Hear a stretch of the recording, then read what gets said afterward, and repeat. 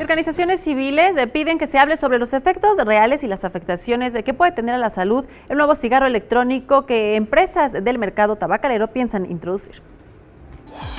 A partir de que la industria tabacalera desea introducir un cigarro electrónico conocido como IQOS, ONGs han enviado a la Secretaría de Salud y a la COFEPRIS una carta para que se hagan públicas y abiertas todas las negociaciones relacionadas con IQOS y otros dispositivos electrónicos para administrar la nicotina. Lo que ha hecho la industria tabacalera en los últimos años, han buscado salida con nuevos productos. Empezaron con el cigarro electrónico.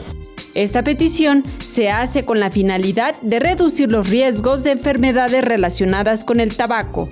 De acuerdo a cifras del Consejo Mexicano del Tabaquismo, en México hay 16 millones de fumadores. Más de un 20% de la población mayor de 18 años fuma. Para ampliar los datos, cada cigarro contiene 4.000 químicos, 50 son cancerígenos. Esto es lo que entra al organismo, que puede desarrollar hasta 25 enfermedades. Los fumadores pasivos también están expuestos a padecer de un infarto. Se sabe que el tabaquismo pasivo es tóxico. Se sabe que el riesgo de infartos aumenta en gente que ha estado en un lugar donde se estuvo fumando. En México hay 114 muertes al día relacionadas con el cigarro. Saray Mariscal, 21 Noticias.